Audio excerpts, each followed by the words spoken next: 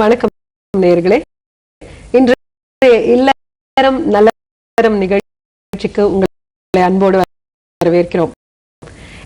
இன்னைக்கு ரொம்ப ரொம்ப இன்ட்ரெஸ்டிங்கான ஒரு டாபிக்கோட உங்களை சந்திக்க நாங்க வந்திருக்கோம். தலைமுறையா நம்ம பேசிட்டு வர ஒரு விஷயம் தலைமுறை இடைவெளி. இந்த தலைமுறை இடைவெளி அப்படிங்கிறது ஏன் ஏற்படுறது, அதை ஓவர் கம் பண்ணி எல்லாரும் சுமூகமா சந்தோஷமா இருக்க வழி என்ன?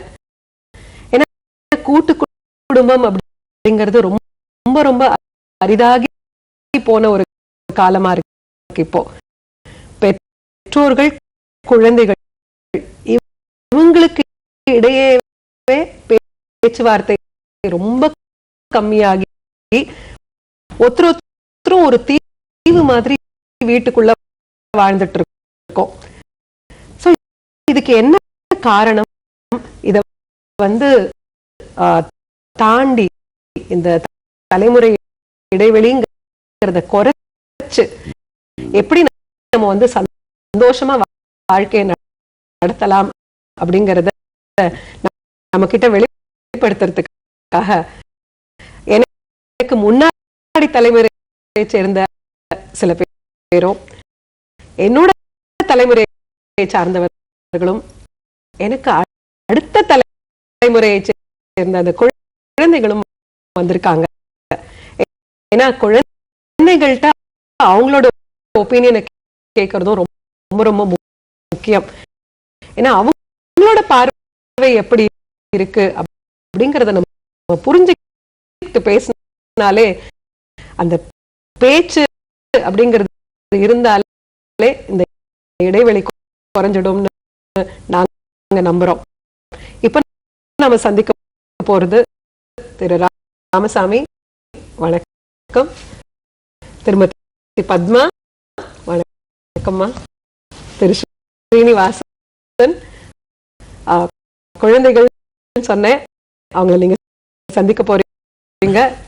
கிருத்திகா, வருண், ஸ்வாதி, வணக்கம். இப்போ இந்த தலைமுறை இடைவெளி அப்படிங்கிறது வந்துருச்சு, ஒரு விஷயம் இருக்குங்கிறது எல்லாருமே அக்செப்ட் பண்ணிடுறோம். சோ இது ஏன் ஏற்படுறது, எதுலெல்லாம் இந்த பிரச்சனைகள் ஏற்படுறதுன்னு நீங்க நினைக்கிறீங்க?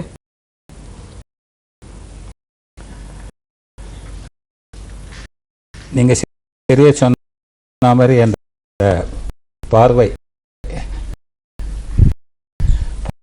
பார்வைகள் நோக்கங்கள் ரெண்டுமே வித்தியாசப்படுது. ஒரு உதாரணத்துக்கு சொல்லணும்னாக்கா, தனியா இருக்கும்போது ஒரு குழந்தை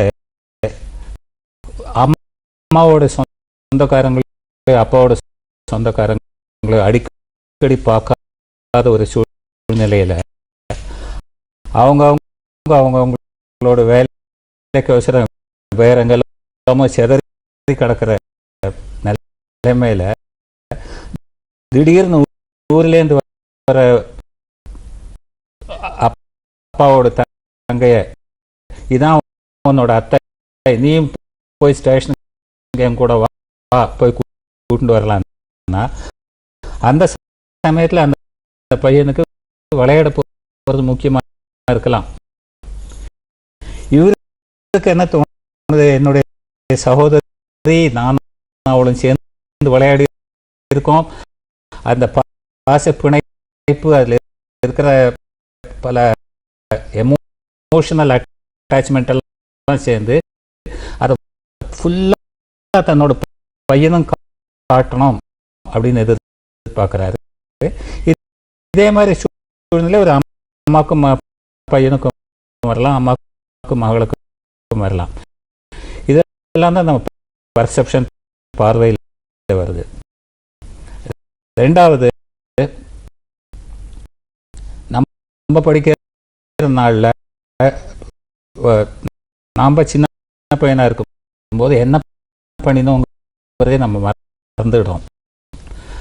அந்த சமயத்தில் நம்ம வந்து ஃப்ரெண்ட்ஸோட இப்படி தான் சுற்றுவேன்னு வீட்டில் சொல்லிட்டு நம்ம போய் விளையாடுது, ரோட்டில் போய் மண்ணில் விழுந்தது, முழங்கால உடைச்சுன்றதையும், சைக்கிளை தனியாக போய் கற்றுக்கிறேன்னு சொல்லி கீழே விழுந்ததையும் இப்போ நம்ம மறந்துட்டு நம்ம பையன்கிட்ட நீ தெருவில் தனியாக போகக்கூடாது, நீ விளையாடினாக்கா நான் கூட வந்தால் விளையாடலாம், அப்பா கூட எந்த பையன் சேர்ந்து விளையாட முடியும், அதெல்லாம் கொஞ்சம் கூட நம்ம யோசிக்காமல் கட்டுப்பாடுகளை விதிக்கிறோம். அதுவும் இல்லாமல் நட்பு வட்டாரம் எடுத்தோம்னாலே நம்ம வந்து நம்ம பையனுக்கு ஃப்ரெண்டுகளை செலக்ட் பண்ணவே தெரியாதுங்கிற ஒரு முடிவுக்கு வந்து அந்த முடிவுனாலே நீ உன்னோட நண்பன் அவனோட நீ போகக்கூடாது, அவன் வந்து அன்னைக்கு பார்த்தேன் கிராப் இப்படி இருக்கான், அவன் அதனால ரவுடி பையன் நீ போகக்கூடாது சொல்கிறோம். ஆனால் நம்ம வந்து ரொம்ப பெருமையாக எனக்கு 40 வருஷத்து ஃப்ரெண்டு, என்னோட 1ஆம் கிளாஸ்ல இருந்து ஃப்ரெண்டுன்னு அவங்கள கூப்பிட்டு வச்சு இந்த பசங்க வந்து அவங்களுக்கும் மரியாதை கொடுக்கணும் பார்க்குறோம். அதனால் பார்க்கும் பார்வை, இந்த இட வித்தியாசம், மூணாவது முக்கியமாக உணவு. நம்ம இருக்கிற நாளில் அரிசி உப்புமா ரொம்ப ஈஸியாக பண்ணக்கூடிய உணவாக இருக்கலாம். இன்னைக்கு நூடுல்ஸ் அதே மாதிரி ஈஸியாக பண்ணுற உணவாக வந்தது மட்டும் இல்லாமல் அது விளம்பரத்தாலேயோ வேற எந்த காரணத்தாலேயோ இல்லை நிஜமாகவே நல்லா இருக்கிறதாலையோ நான் அதை சாப்பிடாட்டாலும் என் பசங்க அதை விரும்பி சாப்பிட்டா நான் தடுக்கிறதுக்கு உரிமை கிடையாது. சைவம் அசைவம்ங்கிறதே அவங்களோட விருப்பத்துக்கு ஏற்பட்ட ஒன்று தான். ரெண்டுமே சாப்பிடக்கூடியவைன்னு இருக்கிற இடத்துல நான் வந்து சைவத்தை தான் சாப்பிடணும், அதுவும் நீ இப்படி தான் சாப்பிடணும்னு ஒரு குழந்தைய போட்டு ஃபோர்ஸ் பண்ணும்போது அந்த ஜட்ஜ்மெண்டல் டிஃபரன்ஸ், என்னுடைய முடிவு சரி அவங்களோட முடிவு தப்பாக தான் இருக்கும் அப்படிங்கிறது இதே மாதிரி பசங்களுக்கும் வருது. பசங்களுக்கு என்ன தோணுது, மை டீச்சர் நோஸ் எவ்ரிதிங், அம்மா அப்பா ஒன்றும் தெரியாது, எங்கள் டீச்சருக்கெல்லாம் தெரியும் அப்படிங்கிறதோட வருது. அங்கே தான் கேப் டிஃபரன்ஸ் வருது. நீங்கள் எங்களுக்கு முன்னாடி தலைமுறையை சேர்ந்தவர்கள் உங்களுடைய அனுபவத்தின் வாயிலாக, ஏன்னா நீங்க வந்து உங்களுக்கு முன்னாடி தலைமுறை இருந்த போது நிறைய பிரச்சனைகளை சந்திக்க கூடும். ஏன்னா எங்களுக்கு இருக்கிற அந்த ஃப்ரீடம் உங்களுக்கு இருந்தது இல்லை. அதை வந்து நீங்க எப்படி பாக்குறீங்க? எனக்கு அது கிடைச்சது இல்லையே, என்னோட அடுத்த தலைமுறைக்கு அது கிடைச்சிருக்கேன்னு சந்தோஷமா பாக்குறீங்களா, இல்ல நான் அனுபவிச்சதே என்னோட குழந்தையும் அனுபவிக்கணும்னு நினைக்கிறீங்களா? இது சொல்றதுக்கு முன்னாடி ஒரு ஜெனரேஷன் கேப் எப்படி வருதுன்னா, ஒரு ஒரு ரிலே ரேஸ் மாதிரி ஒரு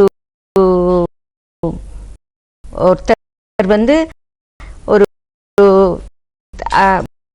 முதல் பழைய தலைமுறை முன் தலைமுறையோட உழைப்பும் அறிவும் தான் அடிப்படையாகிறது அடுத்த தலைமுறைக்கு.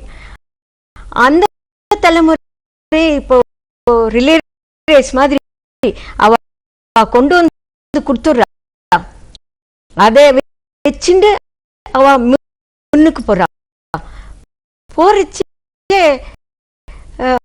போகும்போது என்ன ஆகுதுன்னா, அவர்கள் முன்னாடி போய் விட்டார்களோ, நம்ம இங்கே விட்டு விட்டார்களோ என்று நினைக்கும் போது நமக்கு கஷ்டமா இருக்கலாம்.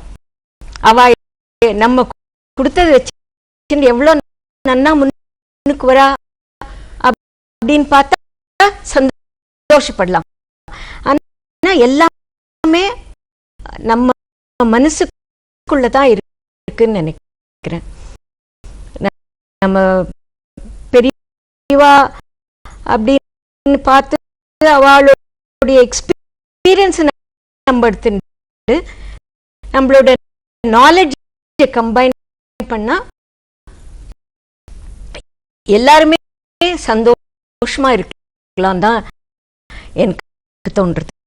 ஓகே சார், ஸ்ரீனிவாசன் சார், இப்போ உங்களோட குடும்பத்துல உங்களுடைய பெற்றோர்களோட நீங்க சின்ன வயசுல வளர்ந்ததுக்கும் இப்போ உங்களுடைய குழந்தைகளை நீங்க ஹேண்டில் பண்றதுக்கும் வித்தியாசம் நிறைய இருக்கு. நான் வந்து எங்க அப்பா அம்மா அந்த மாதிரிதான் கேட்டாகணும். இப்போ அந்த மாதிரி இல்லை. அவங்களுக்கு நிறைய எக்ஸ்போஷர்ஸ் இருக்கு, டிவி இருக்கு, எல்லாமே இருக்கு. அதை பார்த்து நிறைய வளர்றாங்க. அதனால இப்போ நம்ம சொல்றது கேட்கணும் அவசியம் இல்லைனாலும் கேட்டா சந்தோஷப்படுவோம். அதுதான் சில விஷயங்கள்ல கேட்கலாம். இது என்னுடைய வியூ.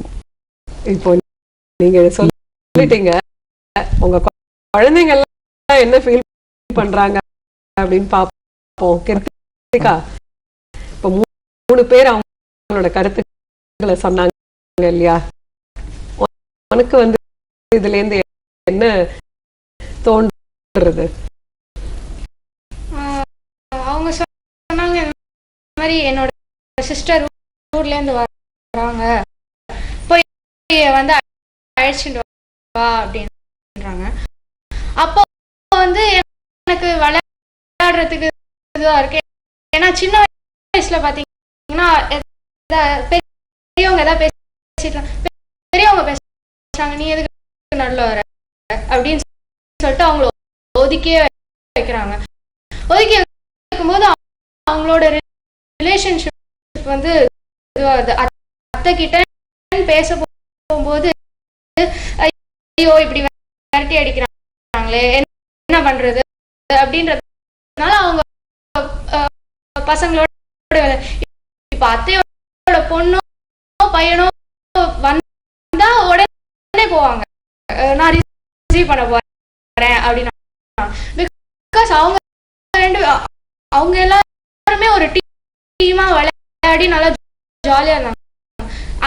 அத்தைன்றது வந்து இப்ப அவங்களும் அவங்களோட ஜாலியா இருந்தா கூட போய் ரிசீவ் பண்ண ஏதாவது பேசிட்டு இருந்தாலே நாங்க பெரியவங்க பேசிட்டு இருக்கோம், நீ எதுக்கு நடுல வந்து பேசுற, பெரியவங்க பேசும்போது நடுவுல பேச போய் விளையாடு போ அப்படின்னாங்க. இப்படி எல்லாம் சொன்னா எப்படி அவங்களுக்கு தோணும்? போய் அந்த கேப் வந்து ஜாஸ்தி ஆயிடுது. ஸ்வாதி, இப்போ அப்பா சொன்னாங்க இல்லையா, நாங்க சொன்னதை கேட்டா எங்களுக்கு சந்தோஷமா இருக்கும் அப்படின்னு. நீ இதெல்லாம் வந்து கேட்க மாட்ட அப்பா சொல்றத?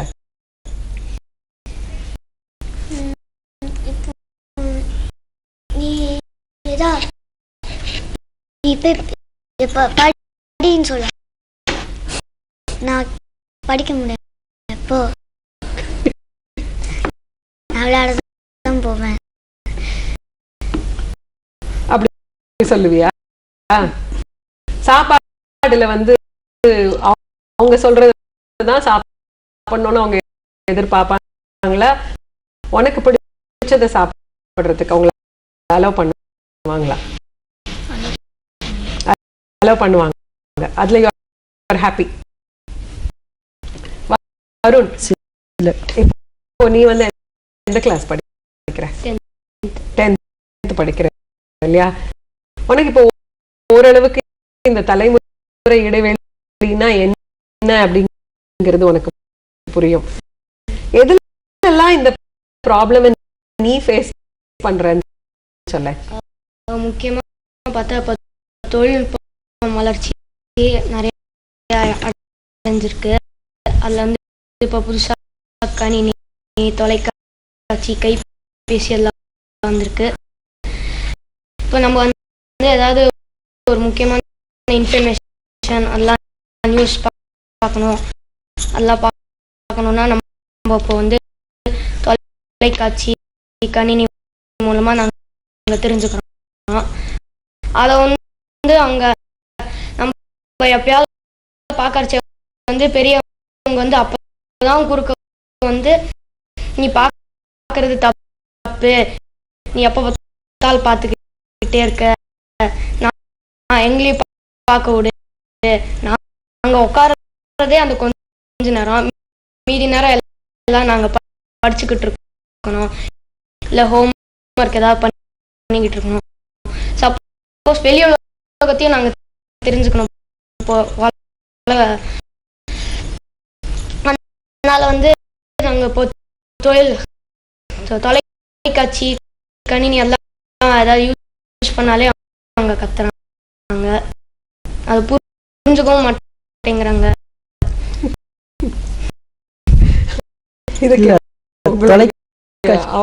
தொலைக்காட்சி கணினி இல்ல நீங்க வந்து நியூஸ் தான் பாக்குறீங்களா? டிவில கண்டிப்பா சினிமா தான் பாக்குறீங்க. எல்லாரும் ஃபிலிம் ப்ரோக்ராம்ஸ், ஃபிலிம் சாங்ஸ் அதெல்லாம் தான் பாக்குறீங்க. நியூஸ் பார்க்கறதுக்கு கண்டிப்பா அட்லீஸ்ட் நான் டிவி பார்க்கறதே விட்டுட்டேன் இந்த 2 பசங்களால.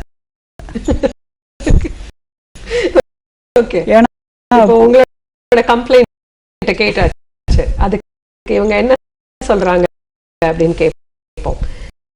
இப்போ அவங்களோட கம்ப்ளைண்ட் என்னன்னா, நாங்க பண்றோங்கிறது வந்து அதை தடை சொல்றதுதான் பெற்றோர்களோட வேலையா இருக்குங்கிற மாதிரி அவங்களோட complaint. I think he is partly right. முக்கியமா அந்த எக்கனாமிக்கலி சில்ட்ரன் வந்து அம்மா அப்பாட்ட டிபெண்ட்.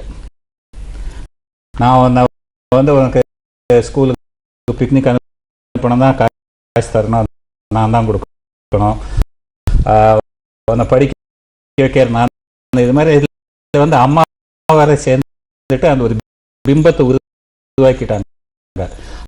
அப்பாவோட ஆட்சியை யாரும் எதிர்த்து பேசக்கூடாது அப்படிங்கிற ஒரு பிம்பம் உருவான சமயத்தில் இவர் என்ன பண்றாரு, பையன் வந்து நல்லா படிக்கணும்னு இருந்தாக்கா அவனை கூப்பிட்டு நம்ம எப்போ எக்ஸாமுக்கு வந்து ரிவ்யூ ஒன்று பண்ணலான்னு இருக்கேன், இல்லை உன்னோட ரிசல்ட்ஸை ரிவ்யூ பண்ணலாம், எப்போ உனக்கு டைம் வசதி சொல்லி அந்த கேட்க மாட்டார்.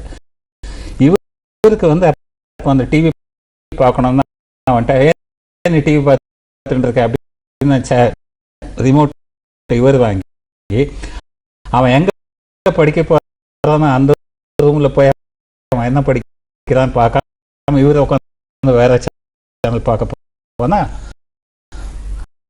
அவன் சொன்னது கரெக்ட்.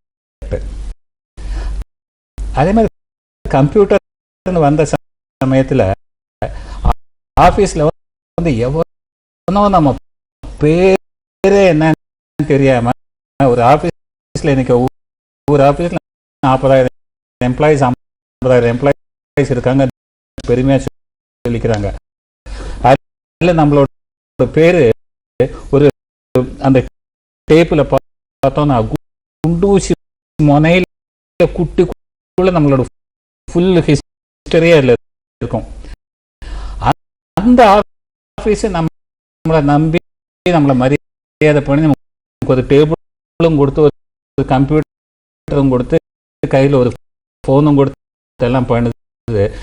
நம்மளோட பையனுக்கு ஒரு எக்ஸ்ட்ரா ஒரு கம்ப்யூட்டர் வீட்டில் வாங்கி வச்சேன்னா என்ன லாபம் செலவு பண்ணுறோம். நான் யூஸ் பண்ணுற கம்ப்யூட்டரை என் பையன் ஓயாமல் யூஸ் பண்ண ஆரம்பிச்சாச்சா, இப்போ 10,000 ரூபாயிலேருந்து 12,000 வரைக்கும் கம்ப்யூட்டர் வந்தாச்சு. ஒன்று வாங்கி கொடுத்தா இது போகும். பெற்றோர்கள் எதை கவனமாக கவனிக்கணும்னா, சில தடைப்பட்ட சேனல்களை பையன் பார்க்க விருப்பப்பட்டால் அவனுக்கு தெரியாமலே ஆஃப் பண்ணலாம். ரெண்டாவது, அதை பார்க்கறது மூலமாக என்னெல்லாம் தப்புன்னு மீறி பண்ணிதானா அதில் இருக்கிற தப்பு அதில் வர விளைவுகளை சொல்லலாம். அதையும் மீறி பண்ணினால் நான் பெரியவன், நான் சொன்னது நீ கேட்டு தான் ஆகணுங்கிற அந்த எக்கனாமிக் பவரை யூஸ் பண்ணி நீ இதை பார்த்தா அடுத்த 3 நாள் உனக்கு எங்கள் சோறு கிடையாதுன்னு கண்டிக்கலாம். ஆனால் நீ டிவியே பார்க்கக்கூடாது, நீ கம்ப்யூட்டரை பார்க்கக்கூடாதுன்னு காரணத்தை சொன்னா அந்த குழந்தை புரிஞ்சுப்பாங்கிறது. கிருத்திகா, இதுல உன்னோட ஒப்பீனியன் என்ன? அதாவது நீ இப்போ ஒரு சில கேள்விகள், ஒரு சந்தேகம் கேட்கும் பொழுது உங்களுடைய தாயோ தந்தையோ எப்படி பதில் சொல்றாங்க அதுக்கு? சில டைம்ஸ் ஏதாவது ஒரு கேள்வி கேட்டானாலும் ஏன் இந்த சேனல் பார்க்க கூடாது, அதெல்லாம் உனக்கு இந்த வயசுல எல்லாம் புரியாது, நான் அப்புறம் சொல்றேன், ஏன் இப்ப சொல்லுங்களேன்னு ஒரு ரீசன் கேட்டா கூட இல்ல இல்ல அது பார்க்க கூடாதுன்னா பார்க்க கூடாது, ஏன் எங்க கிட்ட சொல்லுங்களேன், சொல்லிட்டா நாங்களும் புரிஞ்சுப்போம். புரிஞ்சுக்கிற இது எங்களுக்கும் இருக்கு இல்ல கேப்பபிலிட்டி. சார் எங்கிட்ட சொன்னீங்கன்னா சரி நெக்ஸ்ட் டைம் நாங்க பார்க்க மாட்டோம், பட் ஆனா இந்த சேனல் இப்ப பார்க்க கூடாது, அவ்வளவுதான், பார்க்க கூடாது, இல்லைன்னா அந்த ரிமோட் வாங்கி சுவிட்ச் ஆஃப் பண்ணி பின்னாடி கேபிள புரிஞ்சு நோட் பண்ணா அவங்க அக்செப்ட் பண்ணிக்க தயாரா இருக்காங்க. இப்போ அவங்க போடுற ட்ரெஸ் அதை எடுத்தா கூட, இப்போ ஒரு பொண்ணு வந்து இதை போட்டுன்னு வரா, எனக்கு அந்த ட்ரெஸ் வேணும் அப்படின்னு அந்த குழந்தை சொல்லும் போது இல்லை இல்லை நீ இதை தான் போட்டுக்கணும்னு ஒரு பெற்றோர் ஃபோர்ஸ் பண்ணும்பொழுது அங்க வந்து ப்ராப்ளம் வருது. இதை பத்தி உங்களுடைய கருத்து என்ன? பழைய காலத்துல ஒரு மாதிரி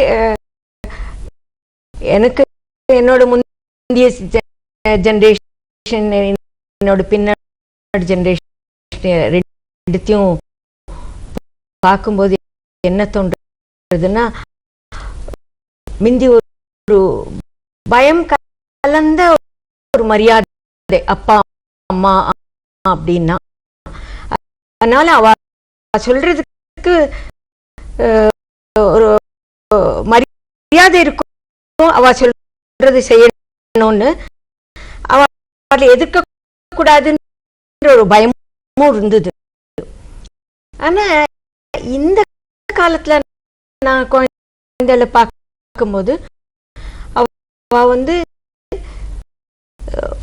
ஒரு மரியாதை கண்டிப்பா அப்படியே இருக்கு, ஆனா அது ஒரு தோழமையோட இருக்கு. ஹாய் ஹாய்ப்பா அப்படிங்கிற ஆஃபீஸ்லேருந்து வரும்போது நான் வந்து எங்க அப்பாவை ஹாய்ப்பான்னு சொல்லுவேன்னு நினைச்சு கூட பார்க்க முடியாது. அந்த மாதிரி எல்லா விதத்திலையும் வந்து பண்டிகைன்னா அம்மா அப்பா தான் போவா, ட்ரெஸ் தான் வாங்கிட்டு வருவா. எங்களுக்கு அதுல ஒரு சாய்ஸ் எல்லாம் ஒன்றும் இருக்காது. ஆனா இப்ப அப்படி இல்லை, குடும்பமா போய் ஹாப்பியா போய் யாருக்கு என்ன வேணும் அப்படின்னு பார்த்து கொண்டு அன்னைக்கு வந்து ஒரு ஜெனரேஷன் கேப் இருக்கு. ஆனா அதுல ஒரு ஒரு ஹாப்பி ஃப்ரெண்ட்ஷிப் இருக்கிறத பார்க்கிறேன். நம்ம அப்படி அவங்க அப்பா அம்மாவோட இருக்கலையேன்ற ஒரு ஏக்கம் கூட ஒரு சமயம் எனக்கு வருது. ஓ, இப்ப இத நீங்க வரவேற்கிறீங்க? ஆமா, இந்த ரொம்பவே வரவேற்கிறேன். பெற்றோர்களும் குழந்தைகளும் இருக்கிறத ரொம்ப வரவேற்கிறீங்க. Really lucky. இப்ப ட்ரெஸ் அப்படின்னும் பொழுது வருண், உங்க வீட்டுல அதுல பிரச்சனை வந்தது உண்டா? என்ன மாதிரி பிரச்சனைகள் வரும்? சப்போஸ் நாங்க வந்து ஸ்கூல்ல பசங்கெல்லாம் கிண்டல் பண்ணுவாங்க, ஏதாவது ட்ரெடிஷ்னலா ட்ரெஸ் எல்லாம் போட்டு போனா நாங்க வந்து அவங்களுக்கு எல்லாம் கிண்டல், அவங்க எங்களை கிண்டல் பண்ணாம இருக்க நாங்க வந்து ஒரு பர்டிகுலர் ட்ரெஸ் கோட் ஃபாலோ பண்ணுவோம். அது நாங்க வந்து அதுக்குன்னு ரொம்ப ஓஹோலாம் எடுக்கிறது இல்லை, டீசெண்டா எடுக்கணும். அது எடுத்தா அதெல்லாம் கூடாது, நீ அந்த மாதிரிலாம் பண்ணணும், அது நாங்கள் ஏன் அப்படி பண்ணோம்னா அதெல்லாம் இல்லை, நீ அப்படிலாம் பண்ணணும், இது ட்ரெடிஷன்னா ட்ரெடிஷன் தான் ஃபாலோ பண்ணணும். நாங்கள் ஒன்றும் ட்ரெடிஷன் விட்டு ரொம்ப தூரம் போலியே, கொஞ்சம் தானே போயிருக்கோம். அதுக்கு எதுக்கு இப்படிலாம் ட்ரெஸ் கோட் போடக்கூடாது?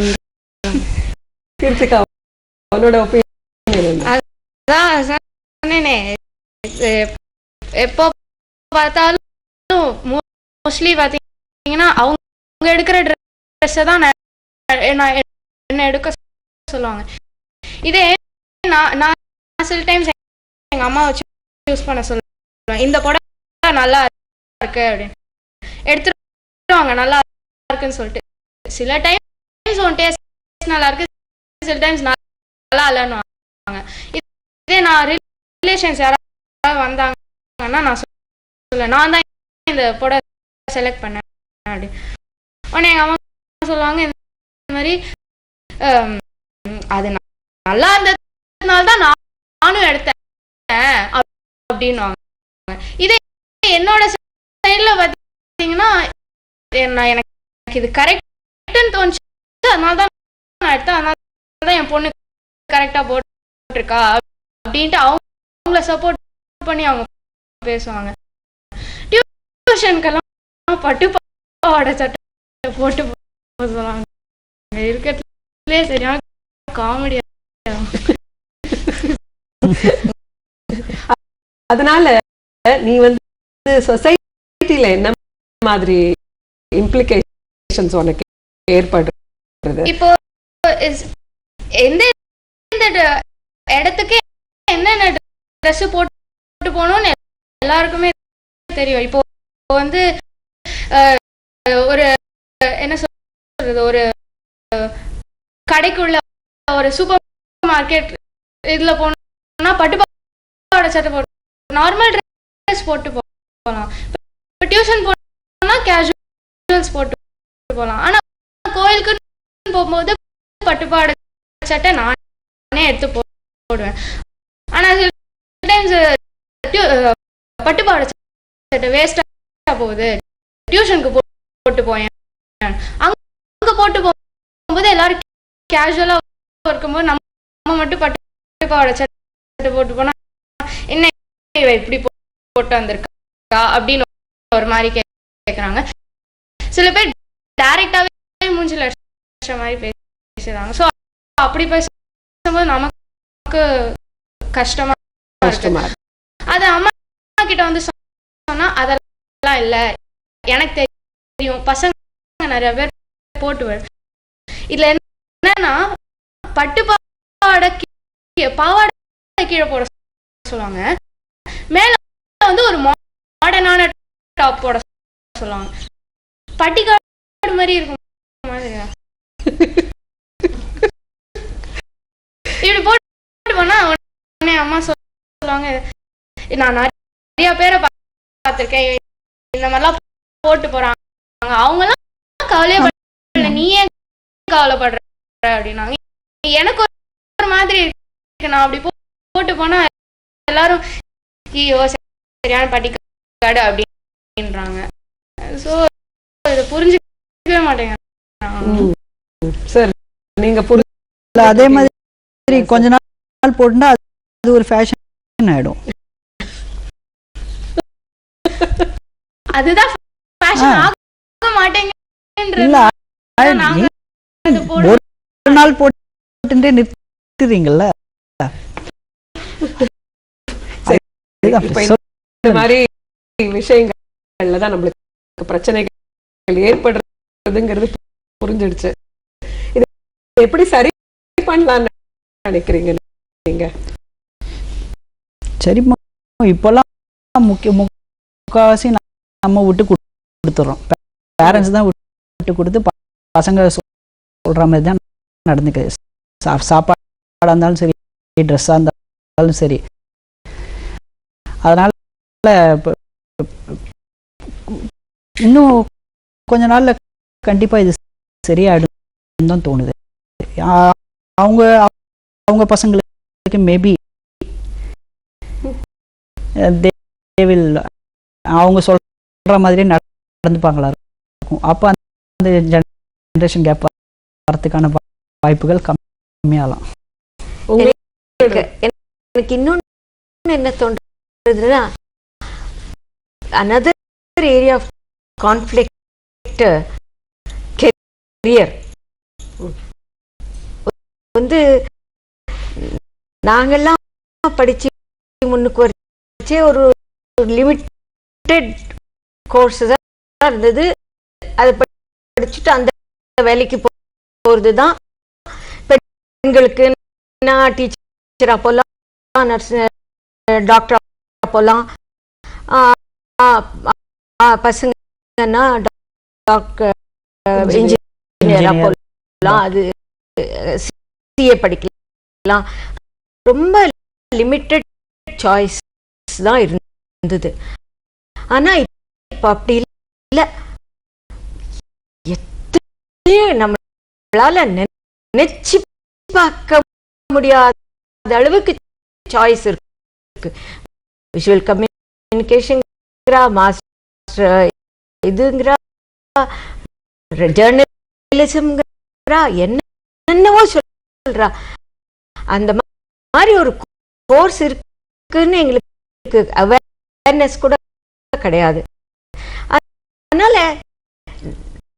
பெரியவா வந்து சின்னவாழ இந்த கோர்ஸ் படி அப்படின்னு ஃபோர்ஸ் பண்ணவே கூடாதுன்னு தான் எனக்கு தோன்றுது. ஏன்னா அவளுக்கு என்னெல்லாம் கோர்ஸ் இருக்கு, அதை வச்சு என்ன பண்ணலாம். எல்லாம் எனக்கு தெரிஞ்ச ஒருத்தர் சினிமா அப்ரிசியேஷன் ஒரு கோர்ஸ்,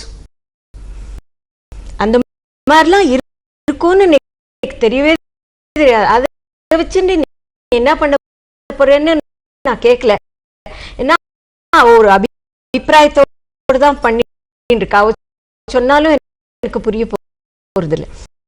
அந்த மாதிரி நிறைய இந்த கெரியர் சாய்ஸ்ல பெரியவாழ்க்கும் சின்னவாழ்க்கும் நிறைய கான்ஃப்ளிக்ட் வருதுல, நிறைய குடும்பத்துல பார்த்திருக்கேன்.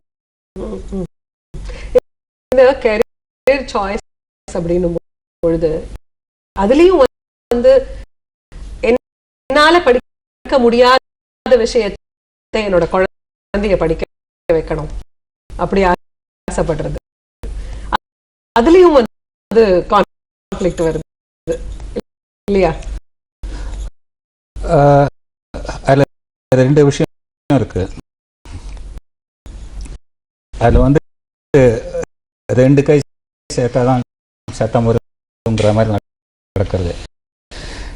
நான் ஸ்கூலில் படிக்கும்போது ரீடர்ஸ் டைஜஸ்டில் ஒரு முக்கியமான கருத்து ஒன்று வந்தது. If you can leave only 2 gifts to your children, let it be education and enthusiasm. உன்னுடைய குழந்தைங்களுக்கு நீ சொத்தா விட்டு போகக்கூடியது உற்சாகமும் உயர்ந்த படிப்பும் மட்டும்தான் சொல்லியிருக்கு. அது மனசில் ஏதோ ஒரு விதத்தில் அது என்ன ஒரு தாக்கம் உண்டாயிருக்கு, பாதிச்சிருக்கு. அது மாதிரி நிறைய பசங்களும் every parent wants his children to be better than them. எந்த அப்பா அம்மாவுமே தன்னுடைய குழந்தை தன்னோட பெருசா வரத பார்த்து வயத்தறிச்சலோ பொறாமையோ பட மாட்டாங்க. ஆனால் எப்படி போனா அந்த முன்னேறுவான் அப்படிங்கிறதுலதான் அந்த கான்ஃப்ளிக்ட் வருது. அதுக்கு பேரண்ட்ஸ் வந்து குழந்தைகள் வளரும் போதே சின்ன குழந்தைங்களா சில விஷயங்களை அவங்கள்ட்ட நம்ம பேசுறது இல்லை. அதே மாதிரி நம்முடைய சில நடவடிக்கைகளை குழந்தைங்களுக்கு நேரம் நம்ம பண்ணுறது கிடையாது.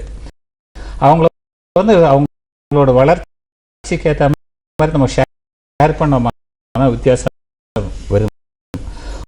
குழந்தைங்களுக்கு சின்ன வயசுலேயே இந்த வீட்டுக்கு வேல்யூ சிஸ்டத்தில் ஃபர்ஸ்ட் இம்பார்ட்டன்ஸ் இஸ் ட்ரூத்.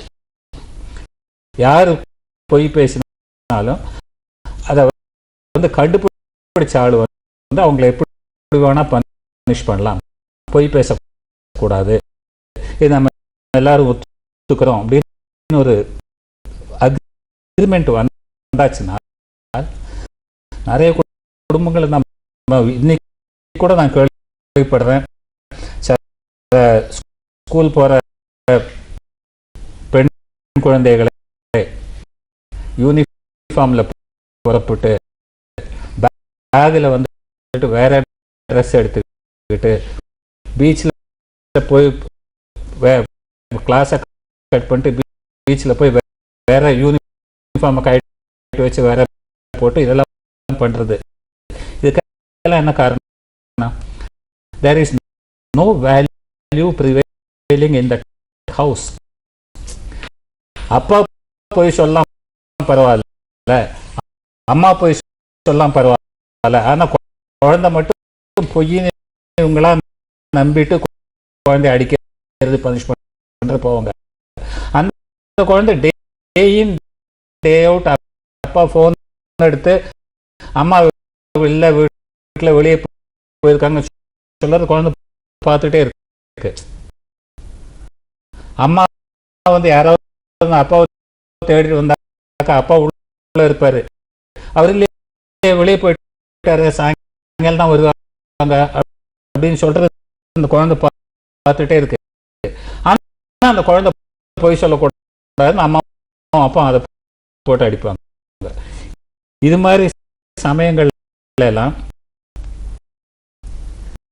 எனக்கு வயசு ஜாஸ்தி, நான் இன்னைக்கு சம்பாதிக்கிறேன், அதனால நான் சொல்லதான் கரெக்டுங்கிறத விட்டு பிடிச்சால் அந்த எண்ணத்தை அறவே நீக்கினால் சீராகும். நான் வந்து ஒரு ஐடிஎஸ் கணினி சார்ந்த துறையில் கொஞ்ச நாள் வேலை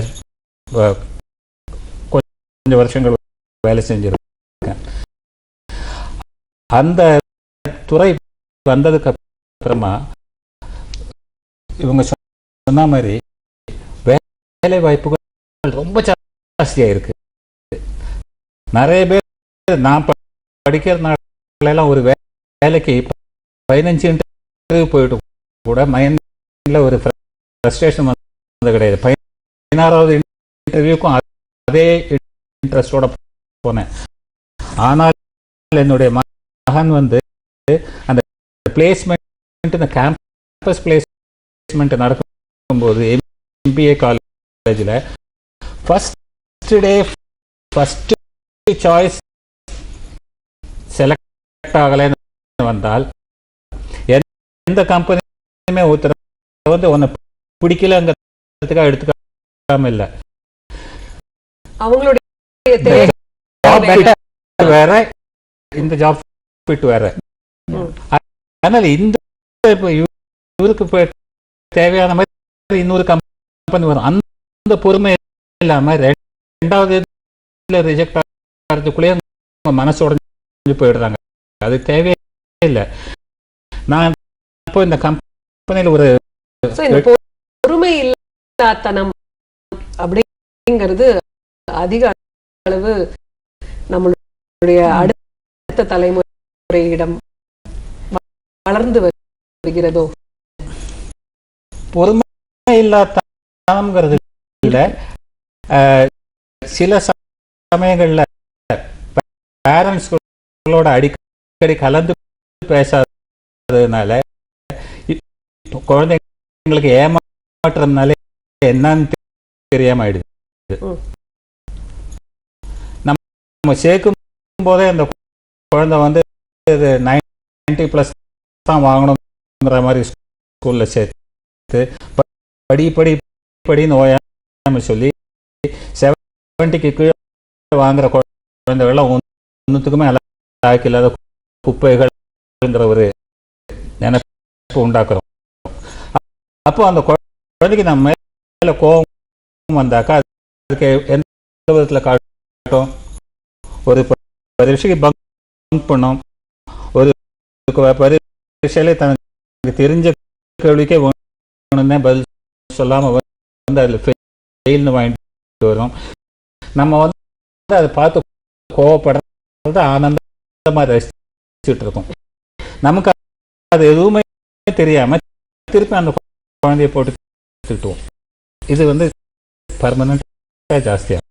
ஓகே மேம், இப்போ முக்கியமான ஒரு விஷயம் இந்த ஜெனரேஷன் கேப்பை குறைக்கலாம் அப்படின்னா கம்யூனிகேஷன். நம்ம ஒருத்தருக்கு பேசுறது மூலமா தீர்க்க முடியும் இல்லையா? அதை பத்தி வந்து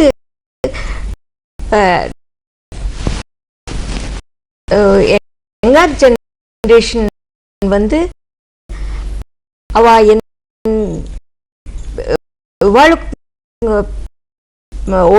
ஓல்டர் ஜெனரேஷனுக்கும் யங்கர் ஜெனரேஷனுக்கும் என்ன கான்ஃப்ளிக்ட் வருதுன்னா, அவ என்ன பண்றான்னு எனக்கு புரியுறது இல்லை, அவ சொல்றதும் இல்ல அப்படிங்கிற ஒரு அபிப்பிராயம் தான். அதுக்கு குறைக்கிறதுக்கு ரெண்டு பேருமே இது பண்ணும்.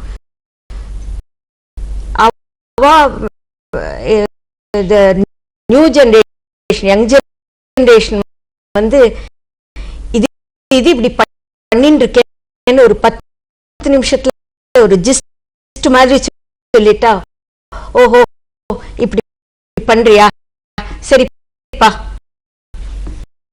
அப்படின்னு சொல்லு. ஒண்ணுமே வாழ்க்கை ஒண்ணுமே புரியாதுங்கிறதுனால அதை புரிய வைக்கணும் அப்படிங்கிற அபிப்பிராயத்தோட அவ ஆக்ட் பண்ணும்.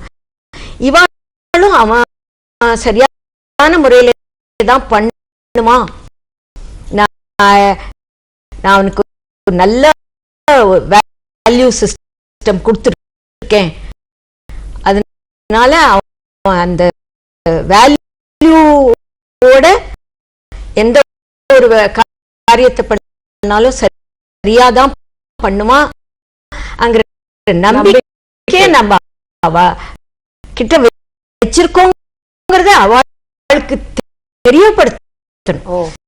நமக்கு வச்சிருக்கிறது மாத்திரம் போராது, எனக்கு உன் மேல நம்பிக்கை இருக்குப்பான்னு சொல்லணும்.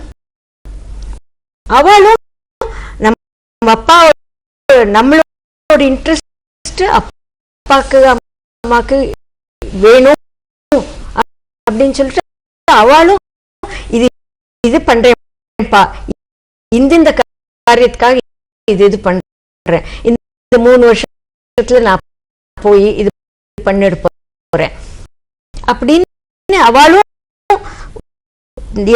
எளிய முறை டீட்டெயில்ஸ் ஒன்றும் வேண்டாம், எளிய முறையில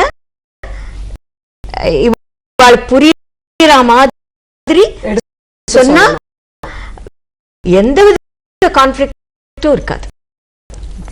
அருண் என்ன சொல்ற?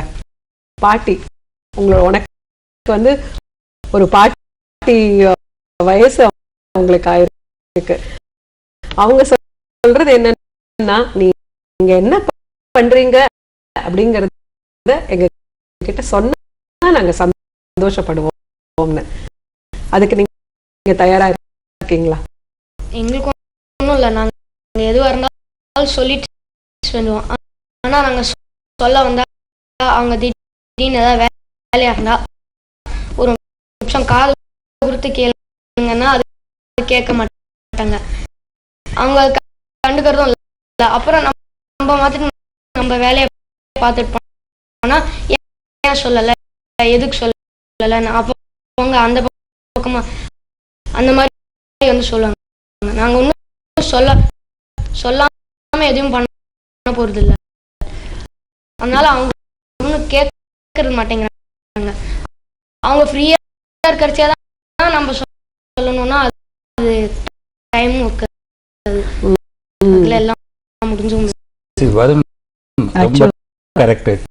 டிப்பிக்கலா வீட்டில் நடக்கிற ஒரு சீன் நான் சொல்றேன்.